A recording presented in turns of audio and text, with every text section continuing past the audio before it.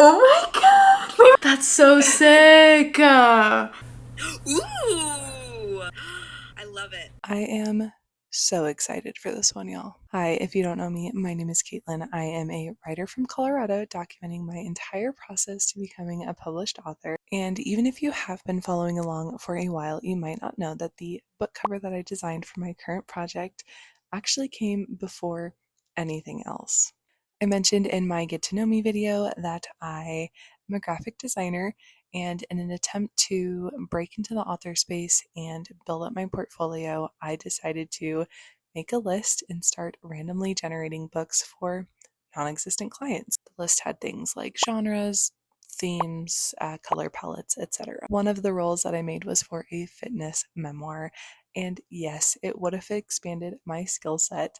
However, I knew that I just was not wanting to design for gym bros in the future. So I thought to myself, how can I make this fun while still incorporating those elements? Well, I started to think about a fantasy memoir that features a knight because knights are fit and disciplined, right?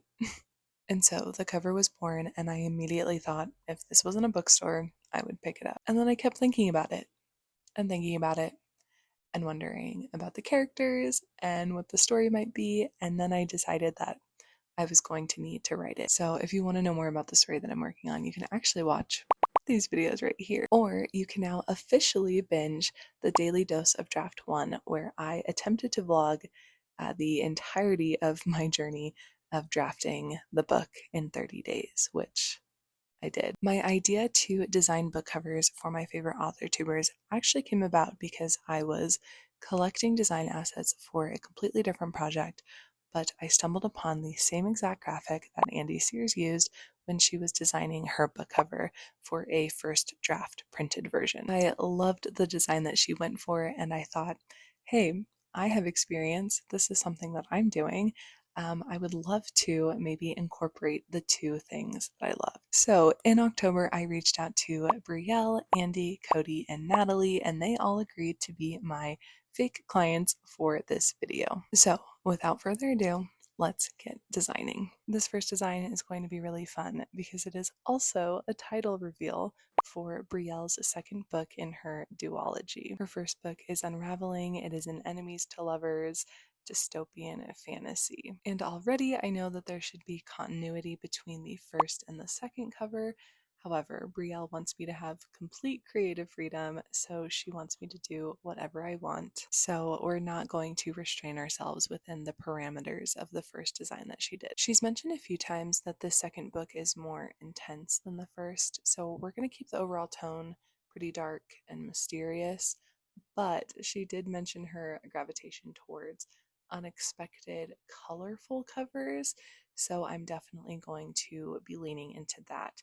She included a great range in her mood board and the favorite covers section. The target audience is new adult fans of dystopian, like the Hunger Games or the Divergent series, which I love that dystopian is making a comeback. She did also give me a lot of elements to work with, but something that she mentioned in her tagline was a dagger, and she also included that in the elements, and so I had a feeling that it was pretty important and I wanted to sort of lean into that. I'm also very drawn to a few of the covers that she gave me, specifically this Apostles of Mercy one. It definitely reminds me of the Annihilation cover, which is sci-fi. However, I do know a bit about Brielle's project, and it is definitely genre defying with the convergence of fantasy and dystopian. Something that we both agree on is that the fantasy covers of today seem pretty repetitive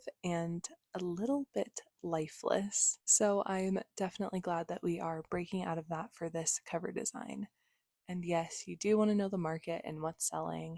However, I think that if your readers are getting pretty tired of something, then it's time to pivot. Naturally, all designs begin with thumbnails, and I will say that I had a lot of ideas for this project. However, when I went into some initial execution, I found that nothing was really working. I couldn't find proper assets, and I knew that being a one-word title, I would want to play with the layout of the text a little bit, and the font that I really loved just was not mixing well with the images that I was able to get. So after playing with a few things and realizing that nothing was working, I had to go back to the drawing board. Literally. I went back to that initial dagger idea and brought it into Procreate and drew a dagger myself. Drawing the dagger was definitely the right move because as soon as I had it into Photoshop, everything else just seemed to fall into perfect place. And I really liked how this design turned out, and I think Brielle would agree. Okay, I'm about to see Caitlin's cover for book 2. I'm so nervous and excited, feeling all the things. I don't know why I'm like so flustered about this. Oh, FaceTime call is coming. Hi. How are you? Hold on, give me a second to remember where to do this. Okay. Are you ready? Wait. Oh! Oh my god! Wait.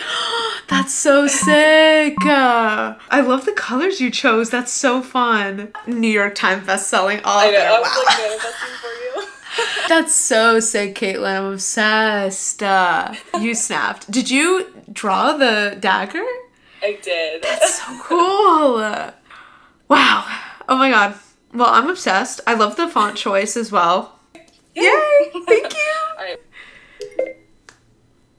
So cute. I'm obsessed. Thank you, Caitlin, for including me. I'm obsessed with the cover. It's so pretty. Can't wait to show everyone I know. And yeah. Bye. That's so fun. There are a lot of things that I love about this design. The first is the color palette.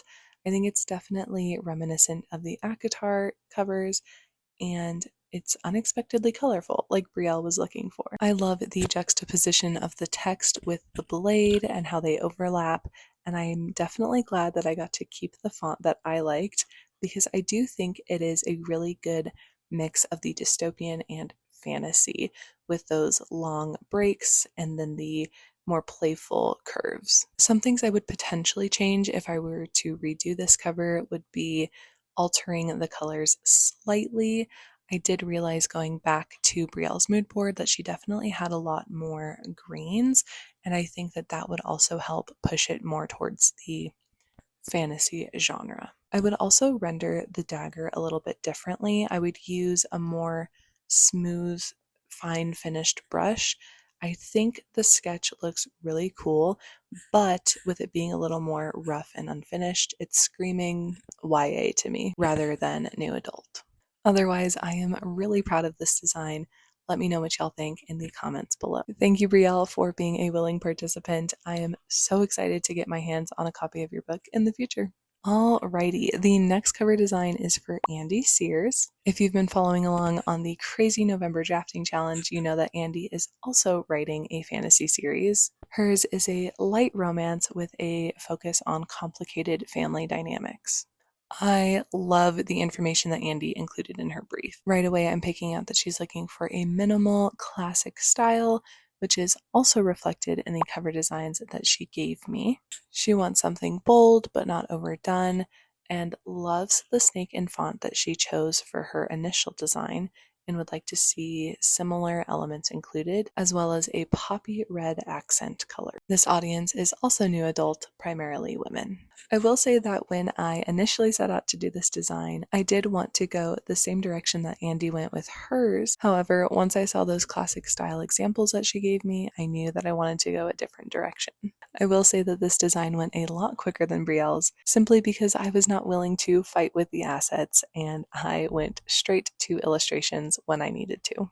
I also really like how this cover turned out, and I think Andy agreed. Ooh! Love. Amazing. Very cool. I love it.